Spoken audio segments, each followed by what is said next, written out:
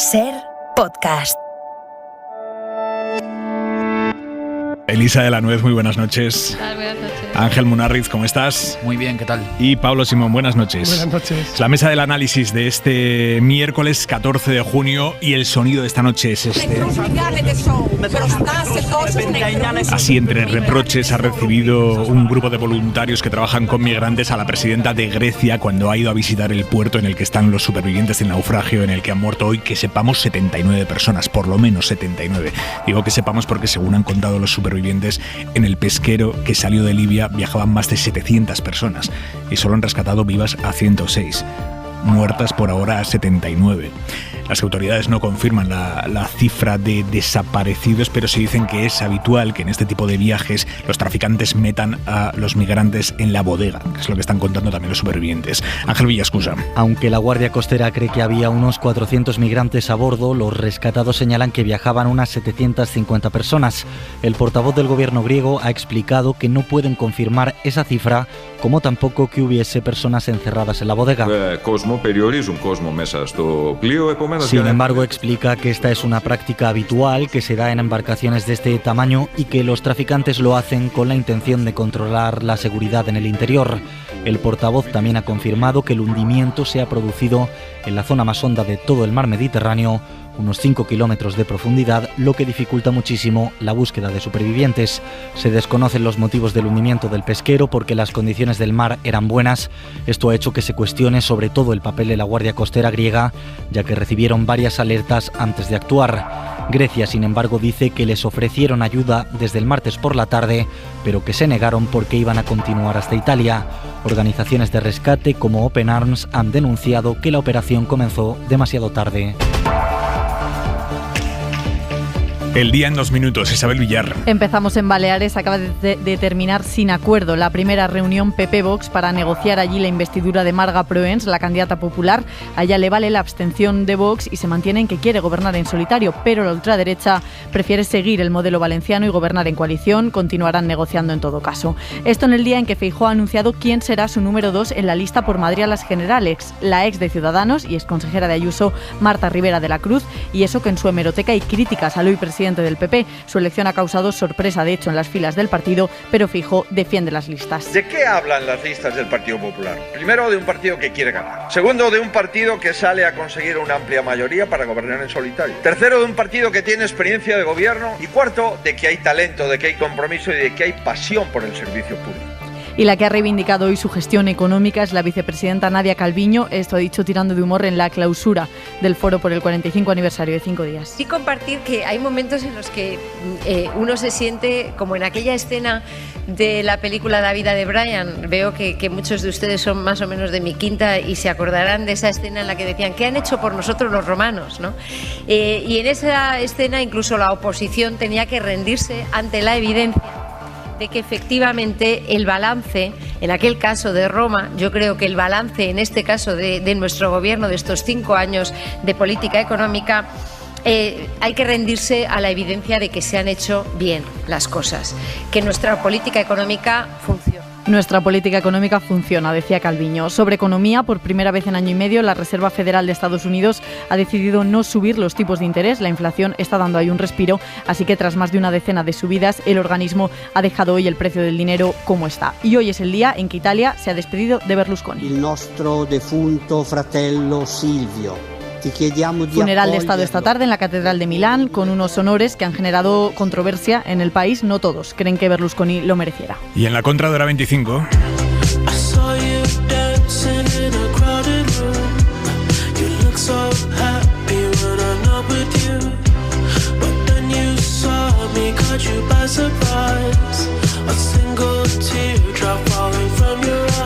Y después de 3 décadas termina la era Baltar, la saga Baltar. Los Baltar han estado presidiendo la Diputación de Ourense desde hace 33 años, 22 años estuvo el padre, 11 años ha estado el hijo y hoy el hijo, actual presidente saliente, ha anunciado que renuncia a intentar volver a repetir la presidencia para favorecer que el PP, su partido, la siga manteniendo. Él sabía que si intentaba ser él, posiblemente el resto de partidos hicieran un cordón para evitarlo. Dice Baltar, me sacrifico.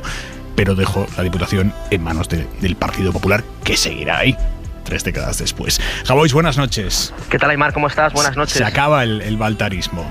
Cuesta creerlo, ¿eh? Cuesta. De esta familia hay tantos hitos en Galicia que yo creí que eran eternos. Hoy solo te voy a contar los 2 más flojos, porque con los otros me meten en la cárcel o me despedís directamente. Los 2 son del padre del dimitido hoy, José Luis Baltar, que ha sido un genio absoluto del caciquismo ruralita del PP gallego y además cosechadora de votos. El primero lo sitúa en una campaña electoral tocando el trombón, porque él era un gran concertista de trombón, mientras canta, y si no eres del PP, jódete, jódete, y lo repetía una y otra vez hasta que todo el pueblo se sumaba. Yo no recomiendo canturrearla porque es bastante pegadiza.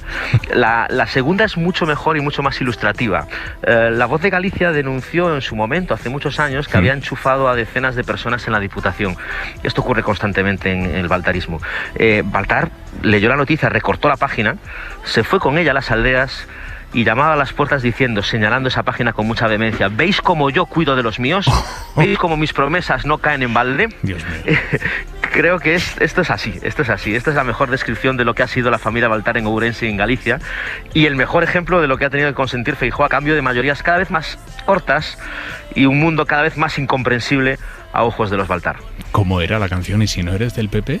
Y si no eres del PP, jódete, jódete. Un beso, Javois. Un beso, chao.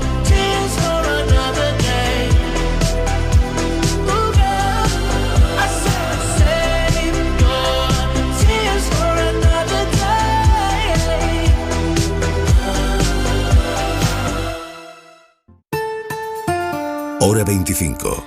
Aymar Bretos.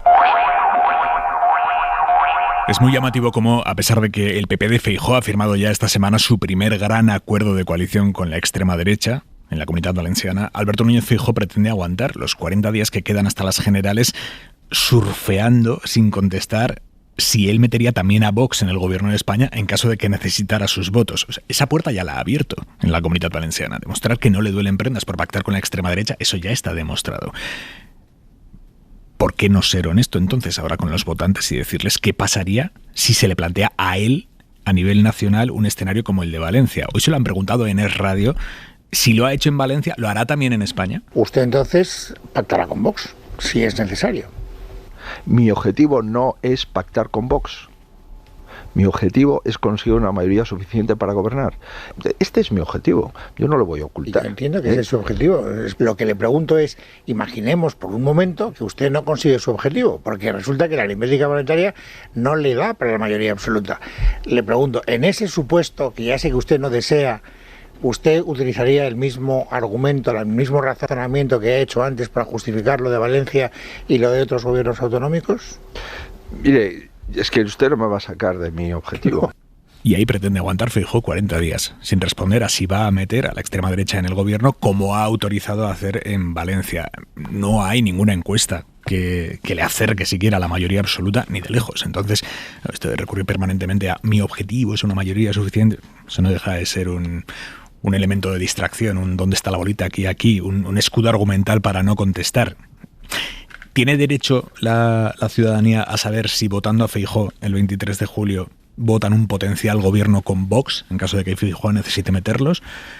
Ese porcentaje que en Génova les obsesiona de transferencia de voto del PSOE al PP, ese porcentaje de votantes socialistas que se puedan plantear votar ahora de Feijóo, ¿tienen derecho a saber si con su voto se va a constituir a nivel nacional un gobierno de coalición con la extrema derecha como el que se ha pactado en Valencia? O al revés, es legítimo, políticamente legítimo, que Feijóo se guarde esa carta, la carta de sus posibles pactos, y centre todo su mensaje en que a él lo que le interesa o a lo que aspira es una mayoría para gobernar en solitario. Simón, ¿cómo lo ves tú? De acuerdo a las encuestas, la ciudadanía ya lo sabe. Es decir, vamos a empezar por el principio. Desde luego, cualquier partido aspira a gobernar en solitario. Esto es un objetivo legítimo. Todo el mundo quiere gobernar en solitario y sin alianzas. Pero lo cierto es que los votantes, sobre todo ahora estamos hablando del margen derecho, han normalizado las alianzas con Vox. La última encuesta que había en el caso de Castilla y León, porque se están extrapolando datos de las municipales y yo creo que eso es arriesgado, pero si tú miras la encuesta de preferencias de pacto de los votantes del PP, algo más del 80% de los votantes del PP de Castilla y León querían un pacto con Vox. Y eso ocurrió en el caso en el que se suponía que iba a haber una excepción y que no iba a ser la regla. La política de bloques desde el año 2019 ha quedado totalmente instalada, por lo tanto todo el mundo interioriza que el Partido Socialista pacta con Podemos y entra en coalición con ellos, igual que todo el mundo interioriza que el Partido Popular también lo hace con Vox. Podemos discutir las consideraciones de tiempo. Es verdad que la estrategia que parecía que se iba a prefigurar por parte de Génova era, digámoslo así, demorar todos los pactos en lo posible para intentar atraer un voto útil, señalizando que solo el PP es la alternativa al gobierno de la izquierda. Pero, desde luego, la Comunidad Valenciana ha roto radicalmente con esa estrategia. De hecho, incluso hará que otros territorios la emulen y, por lo tanto, el votante de la derecha ya ha interiorizado que esta es la tónica. Y los votantes tienen que ser conscientes de esto. Es decir, el Partido Popular, la capacidad que tiene para negociar en el Congreso, está circunscrita única y exclusivamente a Vox y además también, es verdad, a UPN, que es un escaño en un principio, si lo consigue, y Coalición Canaria, que puede ser 1 o 2 diputados. Y ahí es donde termina el margen de las alianzas. Y además pongo un dato encima de la mesa. En la Comunidad Valenciana, el Partido Popular sacó el 35% de los votos y Vox sacó el 12% de los votos.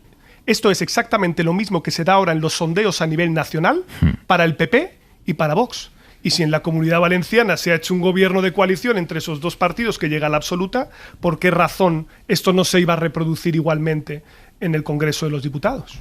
Elisa, ¿cómo lo ves?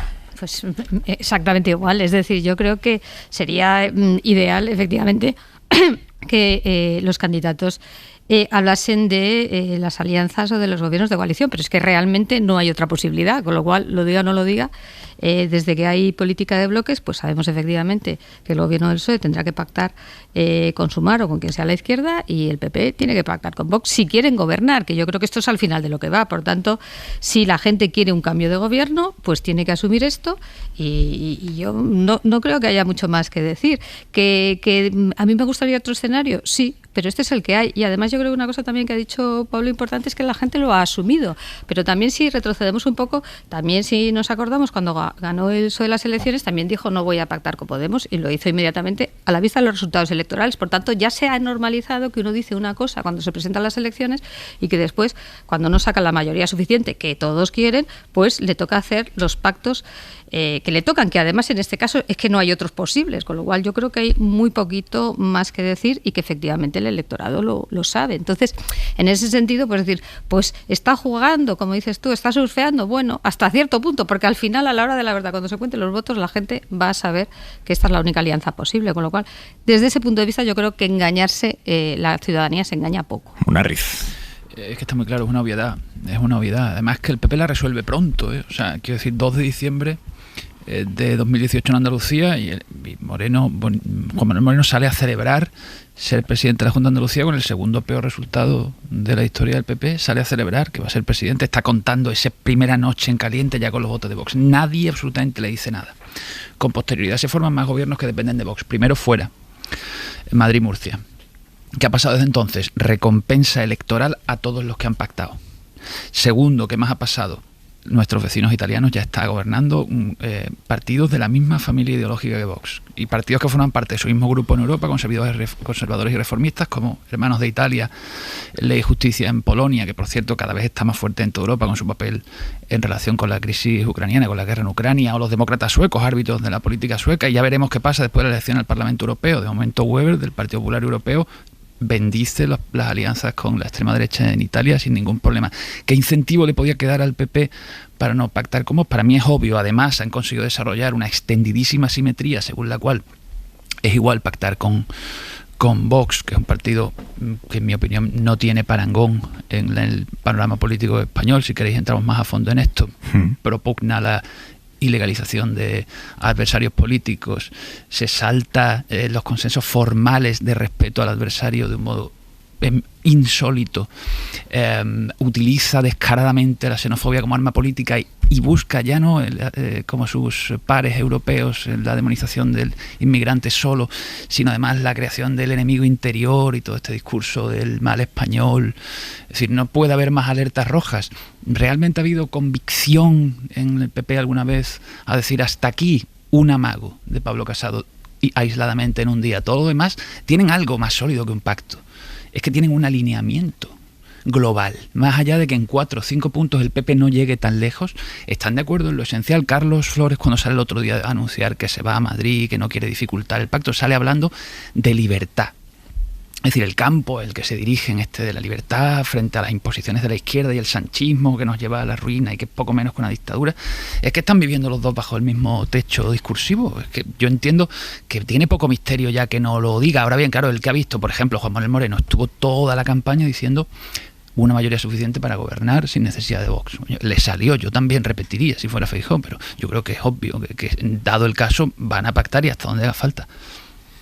Sí, yo puedo dar una patada por elevación a esta cuestión que planteaba ahora Munarriz, me parece muy interesante. Fijaos una cosa, en la mayoría de los contextos de Europa Occidental estamos viendo que en términos programáticos e ideológicos la izquierda cada vez se parece más entre sí. Es decir, tú has visto que en general los socialdemócratas han girado a la izquierda, la tercera vía está abandonada, son más intervencionistas en los mercados y prácticamente toda la izquierda ahora te compra los derechos de nueva ola que tienen que ver con el feminismo, ecologismo, LGTB, prácticamente se han amalgamado. Y esto muchas veces genera que para la formación de gobiernos discutan muy vivamente sobre qué carteras le toca a cada uno, porque a todos les interesa más o menos las mismas carteras. Pero en la derecha, a nivel global, estamos viendo el movimiento contrario, cada vez se está separando más, porque la derecha clásica no es antieuropeísta como sí lo es la derecha radical de Vox, o en este caso aquí su representante Vox. La derecha tradicional no es proteccionista, como sí lo empieza a ser la derecha radical o la extrema derecha en muchos países. Bueno, con matices, ahora entro el matiz español, que es un poco distinto en esto. La derecha tradicional, por ejemplo, te compra una parte del consenso esencial en derechos y libertades, pero la derecha radical lo impugna. ¿Y esto qué es lo que hace? Que como tienen intereses disimilares, y Vox es verdad que es un poco diferente porque no es proteccionista, es muy liberal en lo económico, de hecho casi compra el programa económico del PP de Madrid en algunas cosas, es equivalente. ¿Esto qué es lo que hace? Que ahora que están pactando gobiernos, vaya a ser muy fácil repartir las carteras y esto hace que al PP haya muchas que no le interesan a ellos pero que para Vox son centrales. Por ejemplo, cultura, asuntos sociales, cuestiones que tienen que ver con agricultura, interior. Es decir, ellos están pensando en aquellos elementos, porque evidentemente el PP no va a ceder Hacienda, no va a ceder las grandes carteras donde hay mucho presupuesto, va a haber discusión sobre esto, pero claro, esto lo que coloca a Vox es en un vector de confrontación directo con temas que a su votante más radical le gusta, porque es precisamente a lo que van a ir, y van a ir al choque contra las organizaciones feministas, contra las ONGs. Fijaos, ¿no? Gallardo lo que está haciendo a propósito del tema agrícola, confrontando con la Unión Europea, diciendo que corta las subvenciones a patronal y sindicatos y cierra chiringuitos. Bueno, toda esta es la lógica que se va a ver y que a mi juicio va a generar mucha más inestabilidad que si tú tuvieras una derecha moderada que considerara que esas carteras siguen siendo importantes. Mira, nuestro compañero David Junquera de la sección de Nacional de la cadena SER está radiografiando las negociaciones entre el PP y Vox que se están llevando a cabo en toda España. Le preguntábamos esta tarde, ¿nos puedes contar esta noche qué similitudes hay entre unas y otras? ¿Qué está exigiendo Vox al PP en las distintas plazas? Si hay un denominador común. David Junquera, buenas noches. Buenas noches, Aimar. Vox no oculta las concejalías o consejerías que le hacen tilín y también tiene las cuentas bastante claras. Ignacio Garriga. Hay 135 municipios en los cuales es fundamental el acuerdo de Vox y el Partido Popular para desbancar a la izquierda. El secretario de organización se sabe la cifra al dedillo y se la recuerda cuando puede al PP. Vox tutela desde Madrid todos los pactos. Les da igual que sean para una capital de provincia, una comunidad o un pueblo. La posición de Vox es clara y nítida en toda España. Esa posición pasa por un pack de sillones y políticas de las que siempre quieren hablar. Hablar de la presión fiscal. Solo y siempre para bajarla sin ton ni son. Los de Abascal están reclamando en todas partes las concejalías de Hacienda, pero con poco éxito porque el dinero es muy goloso. También exigen de forma insistente, lo están haciendo en la Comunidad Valenciana, las responsabilidades educativas con esta visión. De cómo liberamos a la educación de esos lobbies que lo único que pretenden es adoctrinar a nuestros hijos. Otra de las peticiones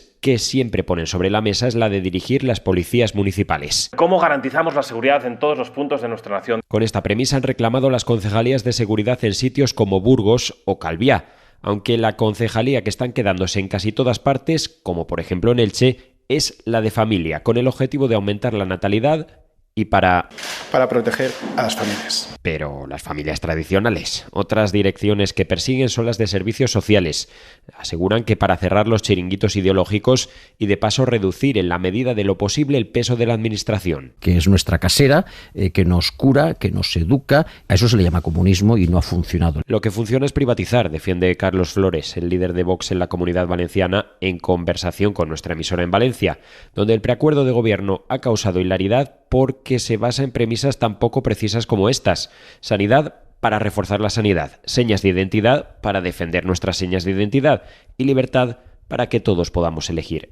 Es la política de Vox. Hemos venido por política, no hemos venido por los sillones. Bueno, ya hemos visto que sillones en realidad piden unos cuantos y además se enfadan si no se los dan, como en la Asamblea de Murcia. Estamos perplejos de ver cómo el señor López Miras, con la única fuerza que le puede hacer presidente, la ha vetado, pero Génova ha decidido que en la región de Murcia hay que ir a elecciones. Antelo, líder de Vox en Murcia, amenaza con elecciones y Abascal le repite su aviso al PP para todos los pactos que quedan por cerrar. Y nos han escuchado decir con mucha claridad que no éramos el coche escoba de nadie. No son el coche escoba de nadie, pero vienen a barrer con todo lo que no entra en su idea de España. Munarriz. Voy a retomar a Pablo, que como este un tío tan de lujo, ha dicho patada por elevación, cuando en realidad lo que ha querido decir es que no está de acuerdo con que tuvieran tanto que ver el PP. Muy elegante. Sí, no, un tío estupendo. Vox es tres cosas, básicamente. La primera, una mutación ahí bruta del nacionalismo a raíz del procés. Luego es una delegación en España de un fenómeno internacional. Pero también es una escisión de Vox. También es una escisión de Vox. Esto lo tenía del dentro. PP, dirás. Perdón. Disculpad. Todavía no se han escindido. Oye, que espera que a lo mejor... Disculpad. Tiene un punto de decisión de Vox. Ojo, es decir, que eso lo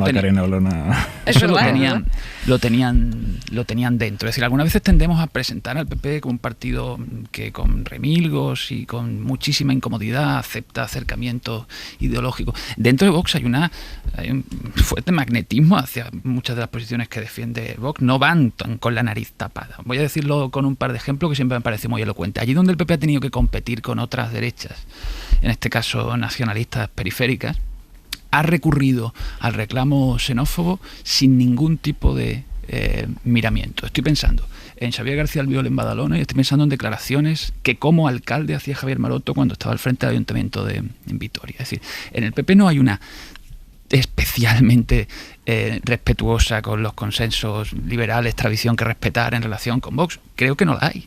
Creo que a veces se presenta en una tensión ideológica profunda el PP en relación a sus pactos con Vox, que luego yo honestamente no la veo. Es decir, evidentemente el PP no llega a donde llega Vox en las cosas que dice y en la puesta en escena y probablemente en lo que piensan sus líderes hay un mayor extremismo. Pero yo diría que el nivel de coincidencia profundo, fundamentalmente lo económico, tiende a infinito.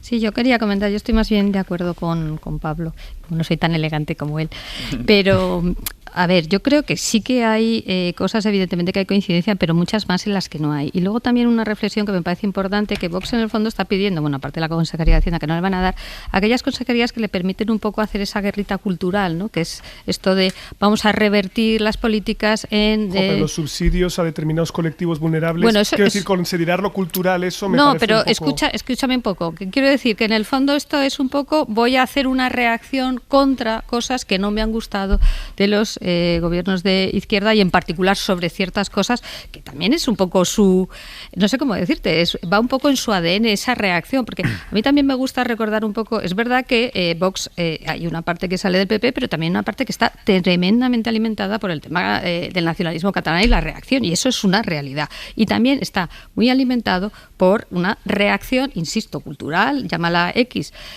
contra ciertas cosas que ellos ven como demasiado extremas de parte de los gobiernos de izquierda, y esto es una realidad. Por tanto, en ese sentido, yo creo que Vox está pidiendo a aquellas consejerías que piensa que le van a dar visibilidad a ese tipo de temas que son muy cruciales para su electorado.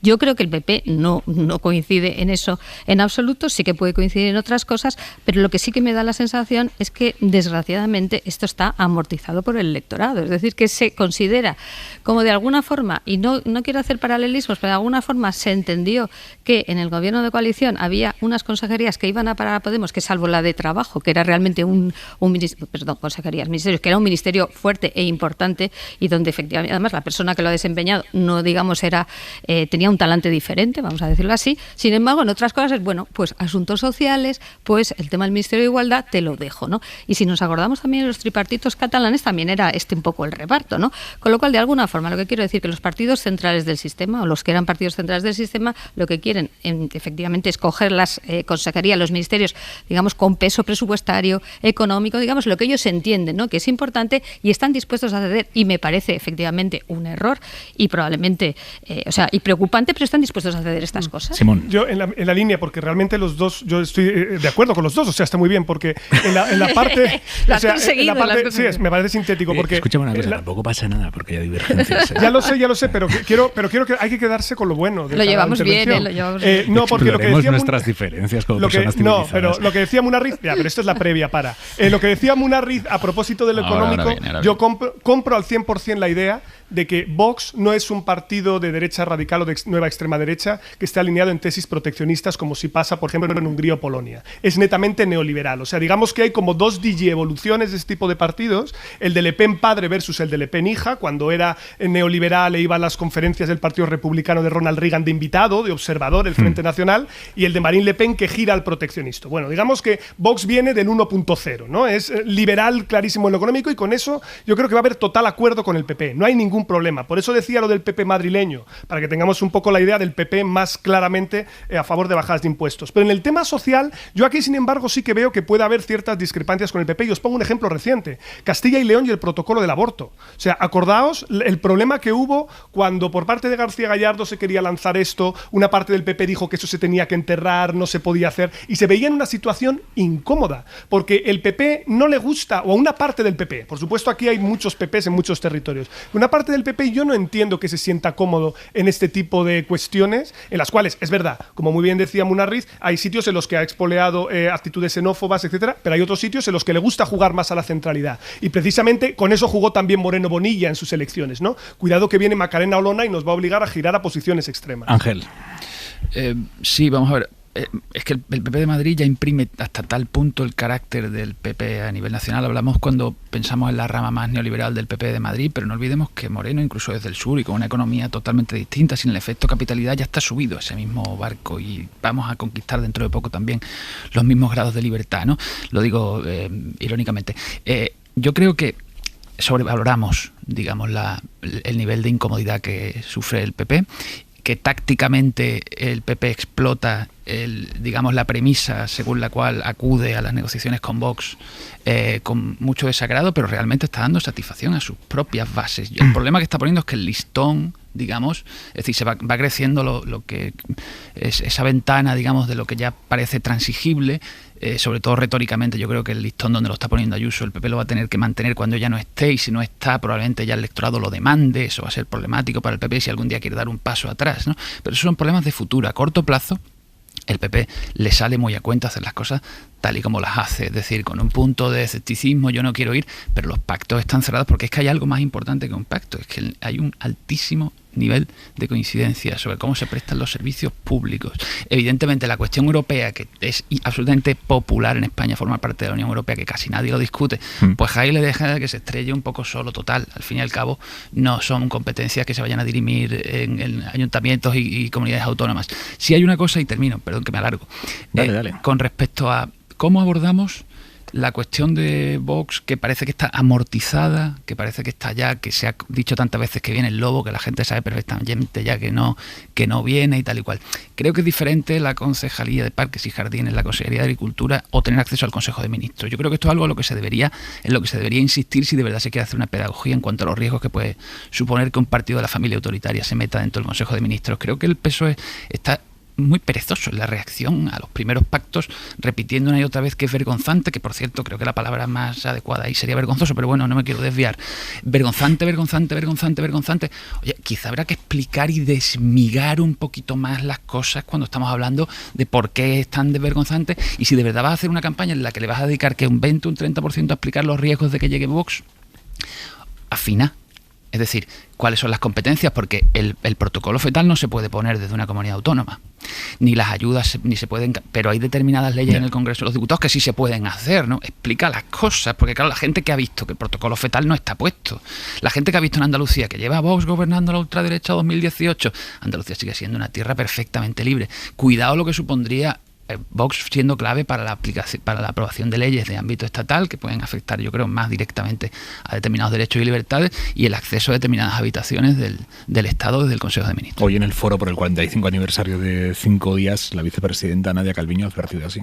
Y creo que en este momento no podemos mirar para otro lado ante la ola populista que está recorriendo Europa. Como mujer, como persona progresista, proeuropea, comprometida con el avance de los derechos para las personas LGTBI, creo que no podemos quedarnos al margen. Estos derechos son los primeros que sufren en países como Polonia, como Hungría, que nos parecen lejanos y sin embargo tienen entornos que pueden llevar a un comportamiento no tan distinto por parte de algunos grupos políticos. Es fundamental que España siga siendo un país avanzado, que contribuya a una Europa y a un mundo mejor. Seguimos ya, hora 25. Hora 25. Aimar Bretos. Bueno, pues mientras PP y Vox pactan un gobierno de coalición en la Comunitat Valenciana, del que, por cierto, mañana con toda probabilidad conoceremos el acuerdo de gobierno. Hoy, de hecho, el líder de Vox allí, Carlos Flores Juberías, este señor que está condenado en el pasado por violencia contra su mujer y que va a ir de cabeza de lista a las generales por Valencia, hoy ha dicho, dice, el programa lo presentaremos mañana, tendrá 50 puntos y al conocerlo, ahí sí la oposición va a tener motivos para enfadarse. Esto es lo que ha dicho. Esto es lo que conoceremos mañana.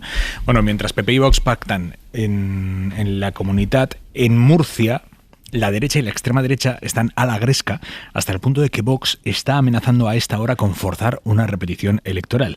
Allí, en la región de Murcia, el PP necesita que Vox se abstenga, no que vote a favor en la investidura. Con que Vox se abstenga, a López Miras ya le salen las cuentas, podría repetir López Miras en la presidencia.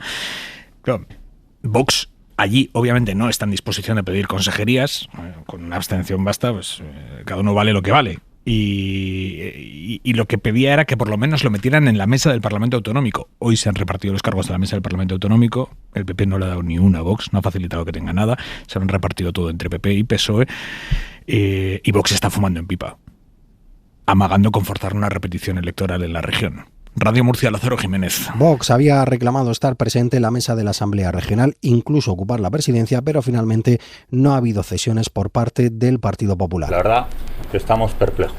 Este es José Ángel Antelo, su líder en la región de Murcia, que asegura que amenaza con bloquear la investidura de Fernando López Miras y habría la posibilidad de una repetición electoral. En palabras de Santiago Abascal, no van a regalar sus votos. Pretender que Vox mire para otro lado o que entregue sus votos gratis al Partido Popular en Murcia es algo que está fuera de la realidad. No es posible que Vox, que representa a un 18% de los murcianos en estas elecciones, actúe como si no existiese. No es posible. Quien plantea esto se equivoca profundamente. El problema es que el señor López Miras no tiene ni la mayoría de los votos ni la mayoría de los escaños. Los populares hablan de mano tendida. Joaquín Segado es su portavoz en la Asamblea Regional. Y, por supuesto, la mano tendida a seguir hablando, a entablar las conversaciones que sean necesarias para conseguir un gobierno fuerte, sólido y estable. Al contrario que en otros territorios, a los populares, a 2 votos de la mayoría absoluta y con más diputados que PSOE y Podemos, les bastaría con la abstención de Vox. A eso se aferran en el Partido Popular, ya que de lo contrario los de Abascal votarían en contra junto a socialistas y morados. Más allá de la crónica de acuerdos y desacuerdos PP-Vox, hoy Feijóo ha desvelado quién va a ser su número 2 en la lista a las generales por Madrid. La joya de la corona, el número 2 por Madrid. No, la joya de la corona es el número 1. Ese es el líder siempre. ¿Quién es el número 2? Marta Rivera de la Cruz, ex de Ciudadanos, que se quedó con Ayuso en el gobierno de Madrid cuando Ayuso rompió el pacto con Ciudadanos. Una superviviente. Mariela Rubio. ¿Qué tal? Buenas noches, Aimar. Sí, la número 2, la exnaranja Marta Rivera de la Cruz, leal, como dices, a la presidenta madrileña. En su ruptura con Ciudadanos, fue consejera de Cultura de Madrid hasta que Ayuso la colocó en las listas de Martínez Almeida. La elección de Rivera de la Cruz, según Génova, es un mensaje al votante centrista no vinculado al PP, pero lo cierto es que nadie esperaba un perfil así como número 2, y en las filas populares hoy todos reconocían su sorpresa. También la número 4, María Eugenia Carballedo, es de la absoluta confianza alianza de Díaz Ayuso.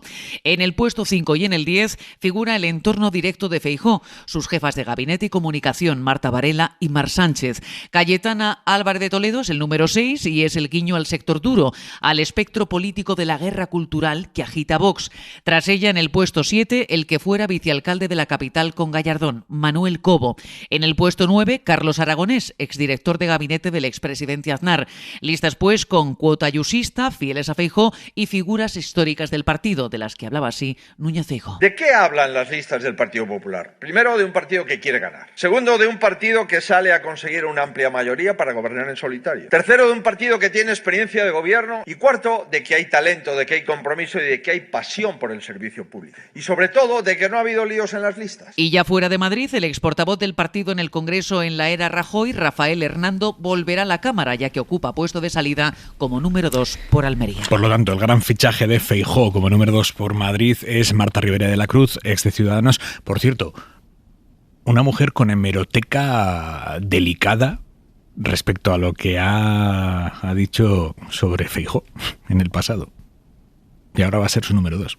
Agustín Rodríguez Saúl. Hace solo 4 años, cuando formaba parte de Ciudadanos, Ribera de la Cruz hablaba en un artículo de la Galicia del PP, una región, decía, con aire viciado, donde los trabajadores temían reunirse con otros partidos por miedo a que el PP les retirase ayudas, donde los medios bloqueaban a Ciudadanos, gracias fundamentalmente a la televisión gallega, o como la llamaba entonces Telefeijóo.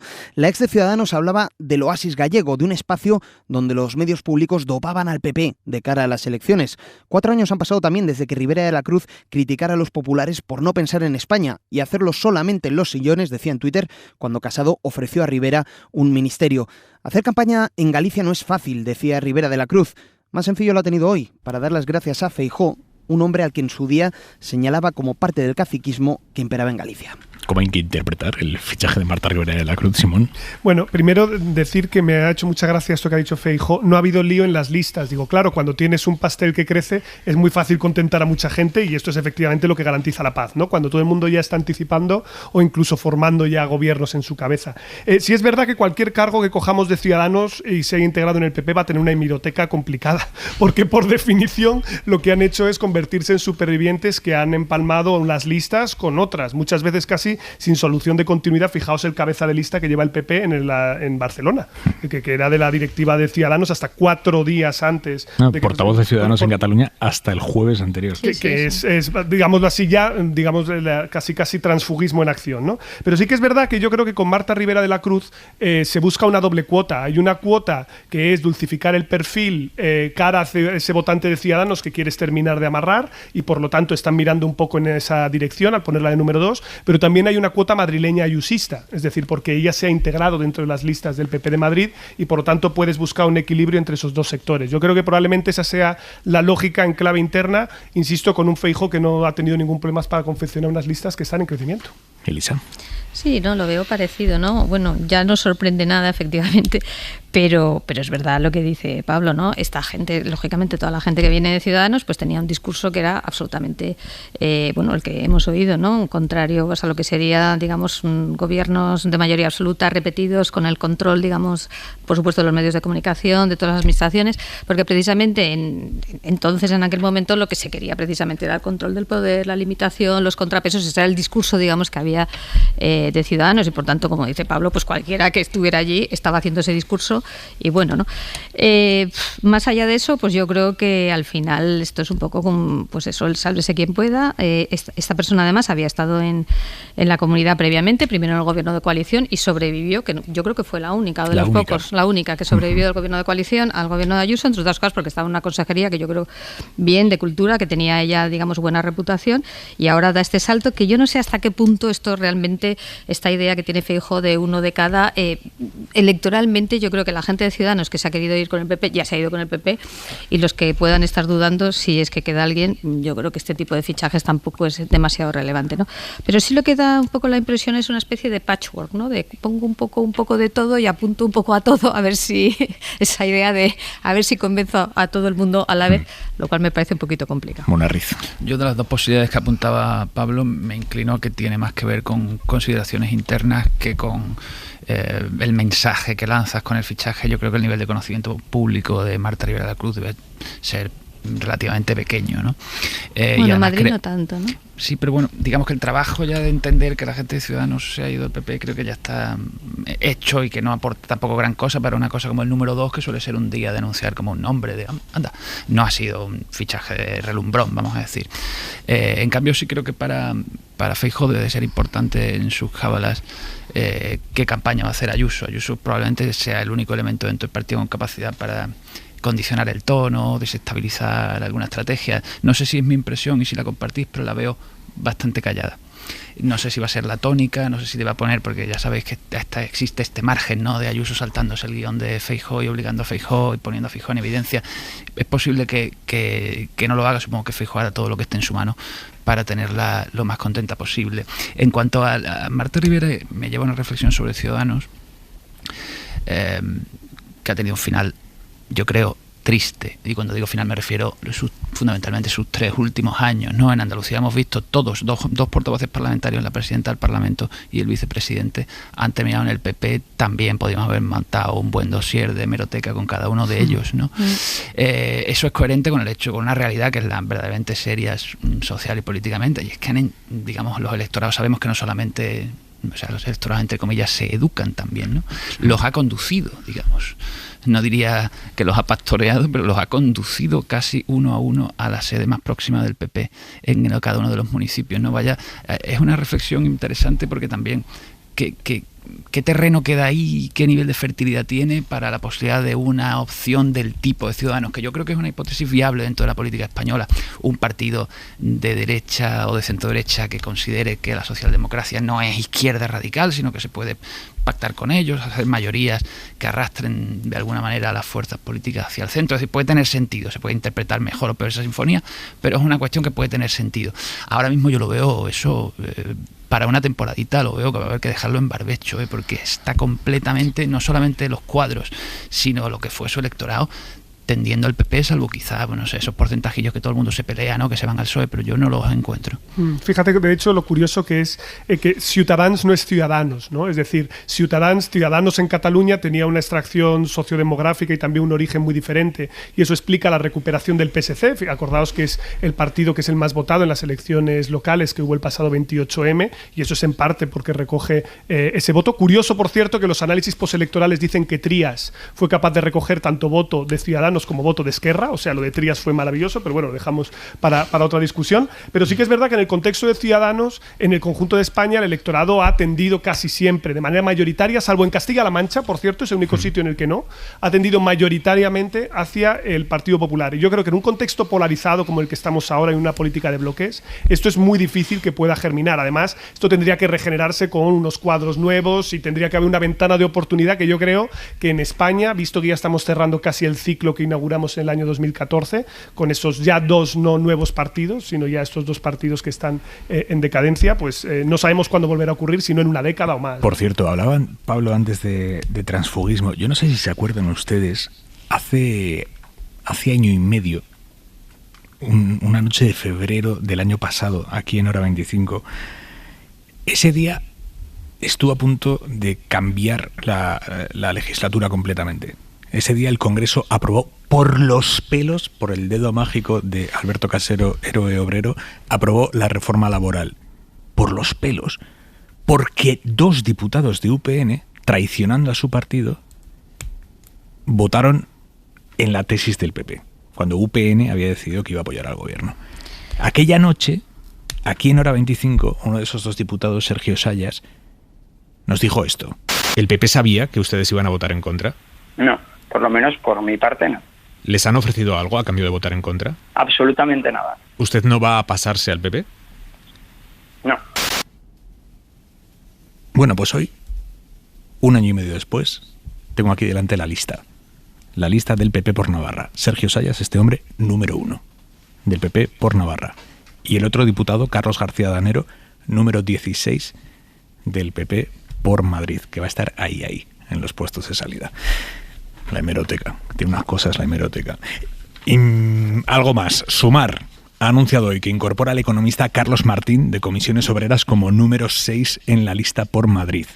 Y también en clave económica, Yolanda Díaz, en su intervención en el 45 aniversario de 5 días, ha planteado mantener sine die, hacer permanente el impuesto a las grandes fortunas impulsado por el gobierno y que en principio iba a ser temporal. Guillermo Lerma, buenas noches. ¿Qué tal, Aimar? Buenas noches. Por primera vez desde la convocatoria adelantada de elecciones, Sumar y Podemos han logrado dejar a un lado el debate sobre las cuestiones internas para volver al de las propuestas. Dirigentes de ambos sectores llevaban días alertando de que la pugna por las listas les estaba haciendo perder un tiempo valioso para hacer campaña y convencer a los suyos de ir a votar. Y eso es lo que pretende Yolanda Díaz con el fichaje que ha anunciado hoy, el de Carlos Martín Urriza, director de Gabinete de Comisiones Obreras, como número 6 para la candidatura de Madrid. Será el referente económico del futuro grupo parlamentario. La vicepresidenta segunda, que hoy ha deslizado las primeras propuestas de Sumar en materia fiscal. Defendemos implementar el impuesto a las grandes fortunas, no de forma coyuntural,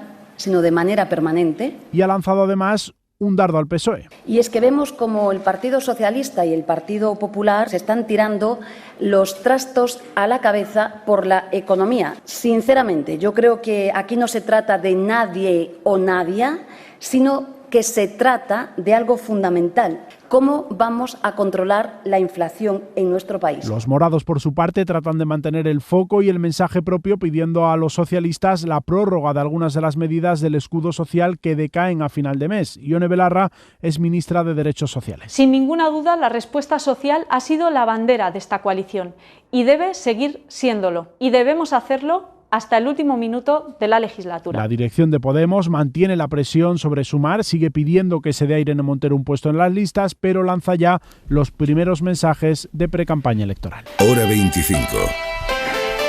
Aimar Bretos. Bueno, mañana juega la selección, mañana se la juega España. ¿Se la juega también Luis de la Fuente? Manu Carreño, buenas noches. Hola, Aimar, pues yo creo que no. Sería, además, o sea, es que me niego a pensar que mañana se la juegue Luis de la Fuente, a pesar de que venimos contando en la SER, en el larguero, lo han contado Antón Meana, Javier Raez y Romero, que es algo más que una competición y que un título en juego, y es que hay dudas en la federación con el seleccionador.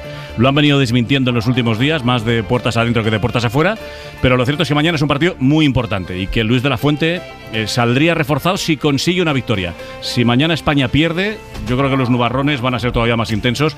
A mí lo que me parece es una injusticia y una falta de respeto juzgar a un seleccionador por 2 partidos. Aimar, es que lleva 2 partidos de seleccionador, 2, dejémosle de trabajar.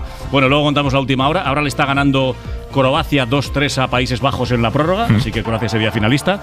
Y mañana será presentado también Bellingham como jugador del Real Madrid, en medio del culebrón Mbappé, que algún día más trataremos de él. Venga, Manu, luego te escuchamos. Adiós, Aimar, adiós. Chao. Y la ropa para mañana, Jordi Carbó, buenas noches. Buenas noches, pues sin nubarrones como en temas deportivos, el calor va a ganar protagonismo. Y esta es la idea un poco para final de semana.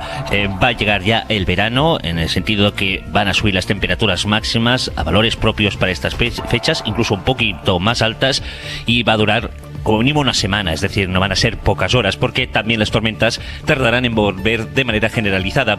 Solo para aquellos que nos guste demasiado el calor, decir que todavía durante las mañanas y las madrugadas una chaqueta en el interior no estará de más, porque todavía el ambiente será fresco, pero también las temperaturas mínimas, sobre todo en el Mediterráneo, a medida que se acerque el fin de semana, irán subiendo. Hasta mañana, Jordi. Adiós. Los 200.000 alumnos que se han examinado estos días en España de la EBAU, la antigua selectividad, están pendientes de sus notas. En Murcia ya las tienen, en Madrid se van a enterar mañana y a la espera de saber cómo les ha ido en general este año, sí sabemos que la nota media de la selectividad no para de subir. 1,5 puntos en los últimos 7 años. ¿Esto por qué pasa? Los chavales son más listos, los exámenes son más fáciles, se corrige más generosamente. El rendimiento académico de los alumnos ha mejorado porque estudian más. Lucas Gortázar, buenas noches. Hola, Aimar, buenas noches. Lucas es director adjunto del Centro de Política Económica de ESADE y es uno de los autores del estudio La subida de las notas de selectividad, inflación o competición. Habéis analizado las notas de selectividad desde 2013 hasta 2020 y la conclusión es que en esos 7 años la nota sube 1,5 puntos. ¿Hay algún motivo que sea claro? ¿Es un conjunto de motivos? ¿Qué es? Es una superposición de motivos y razones, algunas relacionadas entre sí, otras fruto de la casualidad y otras fruto de la mala coordinación de las políticas educativas, ¿no? Después de ver lo que ha pasado en esos 7 años, hemos accedido a la base de datos de más de 1 millón de alumnos del Ministerio de Universidades, que tienen una estupenda sala segura que habilita desde hace unos pocos meses proyectos de investigación, hemos visto que al final cada etapa y cada periodo ha sido un poco diferente, ¿no? Desde 2000, que es cuando hace la reforma donde se pasan a jugar de 10 puntos a 14 puntos, es una reforma que empieza promoviendo la ministra Cabrera y luego el ministro Gabilondo. Empieza una dinámica muy competitiva, los alumnos empiezan a presentarse a esos nuevos exámenes optativos y esa dinámica se corta en 2017. En 2017 pasa algo un poco especial que de alguna manera trae también competición, pero también inflación, ¿no? Lo puedo contar un poco más tarde. Y luego ya llegamos a 2020, fruto de la pandemia, todos los sistemas educativos relajan sus pruebas de acceso a la universidad, incluso países como Francia o Italia suprimen sus pruebas, y en España tomamos la decisión de dar opciones de descartar asignaturas, ¿no? ¿Qué pasa? Una decisión probablemente razonable aquel año y quizás incluso el siguiente, pues por cosas difíciles de comprender, se ha mantenido y hoy sigue vigente. Cuando habláis de que ha subido la nota media, ¿os referís solo a la del examen o a la media del examen más la nota de bachiller? Suben todas, ¿no? Digamos que hay tres partes en la selectividad. La gran reforma es la de 2010, ¿no? Sí. Es la nota de bachillerato, que son 6 puntos, la nota de lo que se llama fase general, que es la prueba que hace todo el mundo, que eran 4 puntos y siguen siendo 4 puntos, las materias troncales y demás, la lengua cooficial, en el caso de algunas comunidades autónomas, y luego están los 4 puntos extra, ¿no? Lo que vemos es que lo que más sube son esos 4 puntos extra, fruto de, oye, yo te doy la opción de mostrar que sabes más de otras materias que no se habían examinado, los alumnos empiezan a presentarse y a sacar cada vez mejores notas. Pero es cierto que la nota de bachillerato ha subido especialmente por lo que pasó en 2017 y en menor medida la de la fase general, es la que menos ha subido, y es una prueba de que de alguna manera no ha habido, parece, relajación de los tribunales ni las pruebas más fáciles. Al contrario, yo diría que la fase general muestra un poco el estado de salud de la selectividad, que yo creo que en general es bueno y ha sido competitivo, ¿no? Lucas, te pregunta Pablo Simón. Una pregunta, Lucas. A propósito de la disparidad territorial, ¿se nota de manera especial en la fase general, en la extra? O sea, ¿habéis detectado dónde se concentran más esas disparidades, si es que existen? No hemos mirado muy en detalle el tema territorial, deliberadamente también, para intentar entender un poco la foto de estos últimos 10 años y de cómo las decisiones del Ministerio sí que afectan a todo el mundo por igual. Lo que hemos visto es que en general todas las comunidades autónomas y todos los alumnos en cada comunidad autónoma han respondido de una manera semejante, ¿no? Aquellas donde las notas crecieron más en los primeros años de la reforma del año 10, pues luego han crecido menos, ¿no? Como que ha habido una convergencia, ¿no?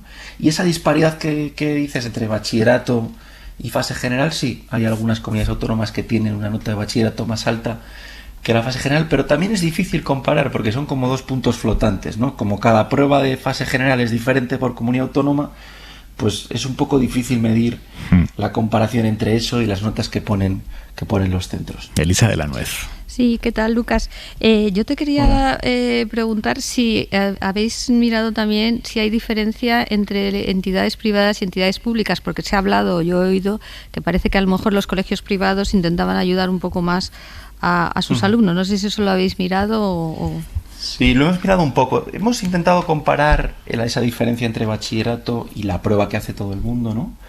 Hemos visto que efectivamente la nota de bachillerato para cada alumno es en general más alta que la de la fase general, que estaba bajando, que se estaba reduciendo esa brecha en el año 14, 15, 16, que íbamos como en una buena dirección y luego vuelve a saltar, ¿no?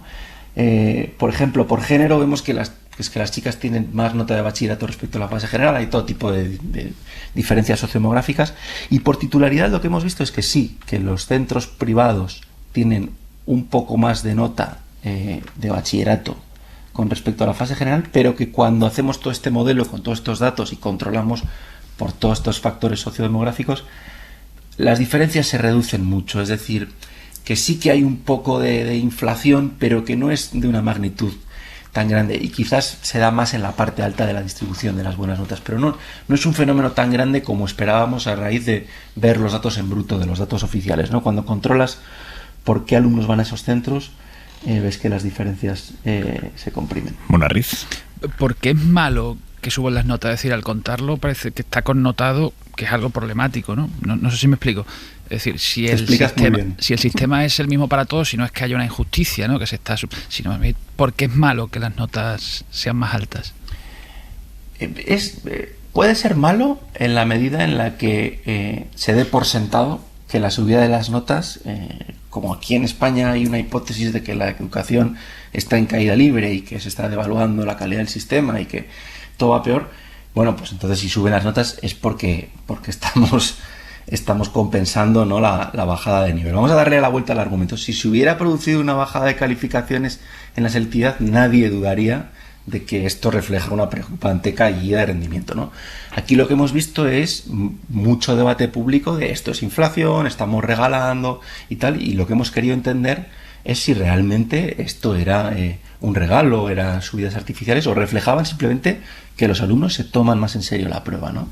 Y en ese sentido, pues hemos visto que efectivamente los alumnos se toman más en serio la prueba y que cuando suben las notas no tiene mucho que ver con una manera de compensar la devaluación, sino con otras decisiones no muy bien coordinadas, ¿no?, entre ministerio, universidades y comunidades autónomas. Pero desde luego, efectivamente, que las notas mejoren en un país que tiene un sistema educativo aceptable debería al menos plantearse la hipótesis de que quizás es una buena noticia. Lucas, no es así. Y en parte por eso hemos hecho este informe. ¿Se podría llevar un control de las diferencias de la nota de bachillerato y la nota que sacan los alumnos en el examen por centros para ver en qué centros se les hincha las notas a los chavales y después se estampan en la selectividad? Sin duda se podría hacer informes a través de la inspección educativa, que está perfectamente preparada para esto y oye, quizás al de 2 años seguidos donde un centro tiene una nota media de bachillerato muy superior a la de centros similares de la comunidad autónoma, dar un aviso, incluso pues, tomar medidas correctoras, ¿no? Yo creo que hay países que de hecho con sistemas mixtos de acceso a la universidad donde hay notas que ponen los centros y luego notas de prueba externa que llevan a cabo este tipo de iniciativas y creo que podría tener todo el sentido. Hoy Feijóo le han preguntado, ¿estaría usted dispuesto a implantar, si gana, una selectividad única en toda España? Que ya sabes que esto es algo que piden algunas comunidades porque dicen, aquí la selectividad es más dura, en otros sitios es más fácil y después esos chavales con una nota mejor vienen a nuestras universidades y tal. Hoy a Feijóo le han preguntado y le ha dicho que sí, que él estaría de acuerdo. ¿Esto es factible, implantar una EBAU única o muy parecida al menos en toda España y no como ahora en la que cada comunidad autónoma pone la suya? Hombre, yo creo que hay una parte del reclamo de la selectividad única que tiene una duda, tiene un planteamiento de un diagnóstico razonable, que es que en un distrito universitario único, que es el español, que está fijado por una ley que hizo el gobierno de Felipe González del año 90, con el que tú con una nota puedes ir a cualquier universidad pública, las reglas del juego son diferentes, ¿vale? Y esto es problemático y no pasa en otros países. Entonces, a partir de ahí, la pregunta es cómo podemos hacer más comparable las pruebas de alumnos de diferente comunidad autónoma, incluso de una misma comunidad autónoma. Ahora, con las medidas de la COVID, no es el mismo examen de matemáticas para todos los alumnos, ¿no? ¿Qué pasa? Claro, como la nota de bachillerato pesa, el bachillerato refleja el currículum que se cursa en secundaria y bachillerato y él está descentralizado. No sé hasta qué punto es ni siquiera no solo política, que obviamente ahí puede haber muchas resistencias, pero incluso desde el punto de vista pedagógico y educativo sí es viable. Desde luego hay espacios intermedios, como que haya una pregunta común en cada asignatura para todas las comunidades autónomas, como que esta idea de la prueba de madurez, que el globo sonda que lanzó el Ministerio, pues sea única para todos, espacios intermedios donde yo creo que se puede unos criterios de evaluación homogéneos, ¿no? Y a veces yo creo que estos maximalismos, que yo creo que desde el punto de vista del diagnóstico son correctos, hay un problema, a veces pueden lastrar, ¿no?, teniendo en cuenta lo complejo que es hacer política educativa en España cuando hablamos de descentralización, pues pueden lastrar esto. Yo creo que al menos la idea del consenso hacia avanzar a algo comparable es muy amplio y creo que al menos hacia eso sí deberíamos converger. Hacia la prueba única no sé hasta qué punto puede ser viable. Lucas Gortázar, gracias, buenas noches. Gracias a vosotros. Simón, profesor universitario, ¿a ti qué te parece esto de la EVA única para toda España? Bueno, yo creo que es un debate que se puede abrir. De todas maneras, yo recogería aquí el informe que recientemente publicó la OCDE tirándonos de las orejas por el exceso que tenemos de centros en España que tienen jornada continua. Esto nos lo siguen recordando que es un problema y se ha hecho para optimizar los horarios muchas veces de parte del personal que está ahí, y esto dificulta la conciliación y además tiene un impacto importante sobre las familias. 47% de jóvenes apuntados a actividades extraescolares, y ahí es donde entra toda la segregación por clase social que te puedas imaginar. O sea que hay que hacer una reflexión bien profunda sobre el sistema educativo. Ahora, respecto a la EBAU, evidentemente criterios más estandarizados lo que aseguran o minimizan también es la capacidad que tienes desde el centro para modular el acceso al sistema. O sea, una prueba única puede sonar como un maximalismo, y es verdad que a lo mejor hay que buscar equilibrios, pero tú mismo le planteabas a Lucas, ¿se puede investigar esto? Es que los escándalos que salieron en Navarra a propósito de la inflación de bachillerato lo hizo el defensor del pueblo de Navarra, por lo tanto los datos existen y esto es una Vox Populi. A raíz de la denuncia de una madre. Es que, pues fíjate si existen los datos y esto se puede acreditar. Y en cualquier caso yo creo que es bueno que debatamos de esto y que lo tratemos, porque el Distrito Único Universitario existe, es algo que yo creo que es positivo y hay que incentivar. Por cierto, tiene que ir acompañado de una política de becas generosa para que la gente pueda irse a estudiar fuera de su comunidad, ¿vale? Y a partir de ahí tenemos que discutir también el tema de la selectividad. Yo aprovechaba para meter morcillitas, sobre política educativa, porque el tema de becas sigue siendo muy relevante, y ayudar a que los estudiantes puedan elegir la mejor universidad allá donde esté dentro de España es algo que no todo el mundo se puede permitir, y hay que asegurarse que todo el mundo pueda hacerlo. Sí, no, yo totalmente de acuerdo, y además sí que me parece importante por una cuestión de igualdad de oportunidades. Es que al final, si tienes un distrito universitario único, lo que tienes es que todas las personas puedan acceder, o todos los estudiantes, en esa igualdad de oportunidades que, por lo que vemos, no se está produciendo en muchos casos por diversos motivos, ¿no? Entonces, no sé hasta qué punto es factible, no digo ya políticamente, digo desde un punto de vista educativo técnico hacerlo, pero sin duda avanzar en esa dirección de forma que todo el mundo, insisto, tenga las mismas oportunidades en función a los famosos principios de mérito y capacidad que se acreditan en la prueba. Me parece muy, muy relevante. Dejadme que nos vayamos a Estados Unidos, porque anoche a esta hora escuchábamos cómo Trump estaba en directo nada más salir del Palacio de Justicia de Miami, donde le leyeron los 37 cargos. Se fue a un restaurante cubano allí en Miami, se juntó con los suyos, los arengó y tal. Bueno, y la corresponsal de la SER allí en Estados Unidos, Sara Canal. Sara, buenas noches. ¿Qué tal, Aimar? Te has ido a ese restaurante, estás ahora mismo allí. Cuéntanos qué se respira, qué ves. Sí, a ver, yo llevo un par de horas aquí, lo cierto es que es el tema del día, tanto para clientes como para el personal. Trump visitó la zona de la pastelería, donde estamos ahora, y es una sala, para que os hagáis una idea, con no más de 6 mesas, pero que ayer llegó a acoger a unas 60 personas, eso sin tener en cuenta los cerca de 200 simpatizantes que estuvieron fuera con banderas, expectantes y coreando el nombre de Donald Trump. Hemos hablado con el jefe de servicio del Versalles y nos ha explicado, entusiasmado, que es la segunda vez que Trump visita este lugar. Lo hizo durante su campaña de 2016 y que llevaban preparando esta visita desde el lunes. Acto seguido, además, ha sacado su móvil del bolsillo y orgulloso me ha enseñado fotos y vídeos de ayer donde se le ve posando junto al expresidente. Nos cuenta también que hoy han venido más clientes de lo habitual, y entre ellos cubanos a quienes les habría gustado estar ayer aquí. Lo escuchamos. Me hubiese gustado estar, pero no sabía que venía para acá y por eso no. Hubiera venido, sí, a apoyarlo. Trump 2024. Y es que este restaurante, Aimar, situado en el barrio de Little Havana de Miami, es un lugar mítico, fundado hace unos 50 años por un cubano que huyó del régimen castrista, y con los años se ha convertido en un punto de referencia para exiliados cubanos, un electorado que Donald Trump sabe que es clave. Y es que hay que tener en cuenta que aquí, en el estado de Florida, el voto latino es mayoritariamente conservador, republicano. En las pasadas legislativas, el gobernador Ron DeSantis, rival de Trump, ganó la reelección gracias al apoyo de más del 60% de latinoamericanos. ¿Se puede decir, Sara, entonces que la comunidad cubana está con Trump y no con Ron DeSantis? ¿O es mucho decir? La verdad es que es mucho decir, y cuando preguntas les pones un poco en una encrucijada. Sí, sí, es lo que nos comentan. Sara, gracias, buenas noches. Un abrazo, buenas noches. Eso en Estados Unidos. En Italia han despedido esta tarde con honores de Estado a Silvio Berlusconi. Il nostro defunto fratello Silvio. Ti chiediamo di accoglierlo Así ha sonado el funeral esta tarde en la Catedral de Milán.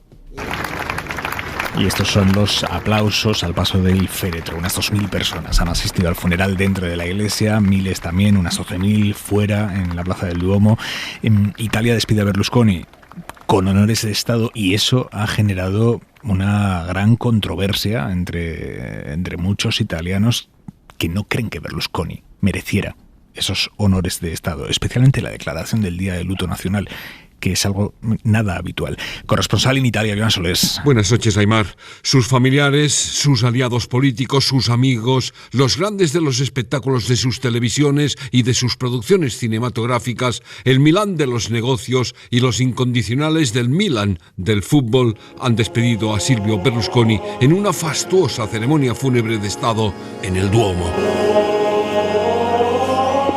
Y en una discutida jornada de luto decretada por la primera ministra Meloni, retransmitida por la RAI en Mundovisión. Muchos italianos juzgan que el hombre más poderoso de los últimos 30 años dividió su país para unir la derecha, ahora en beneficio de los posfascistas del gobierno de Meloni. Por ello, algunos, como esta mujer, han endosado camisetas con el escrito: Yo no soy en luto.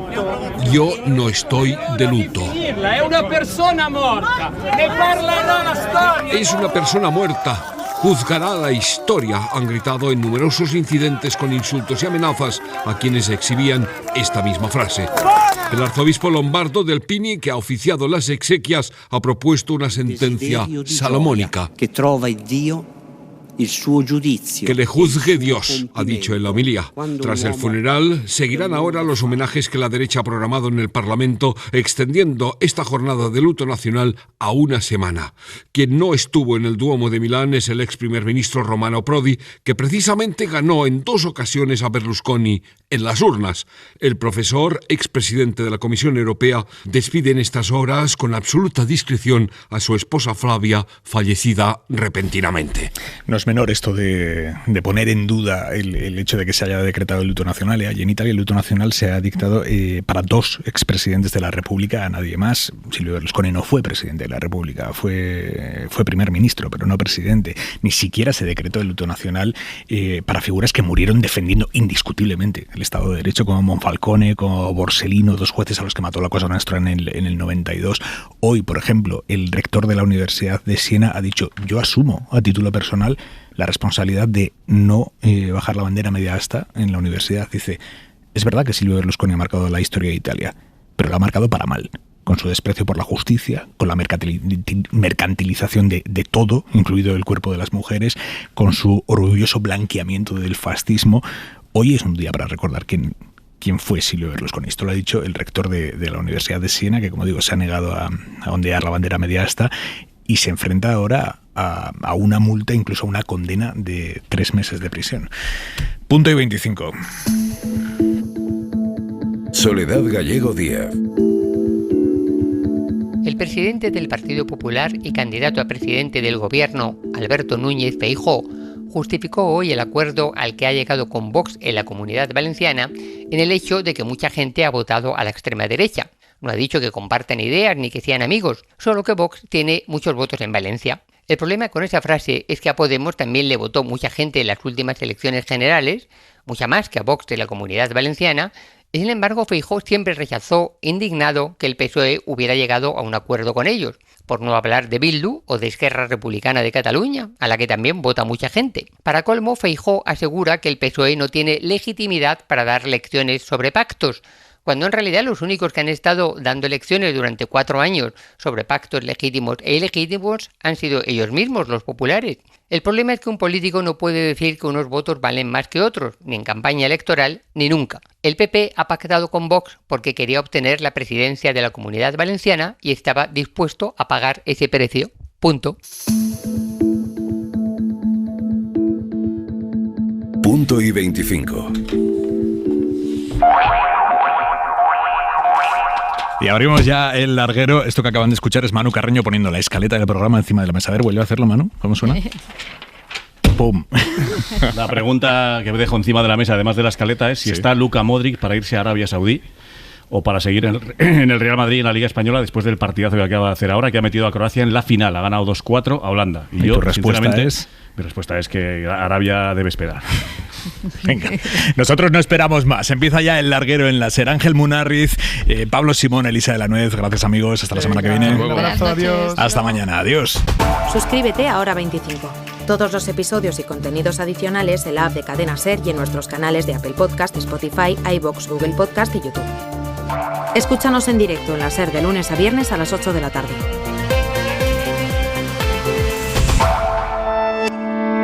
Cadena SER. La radio.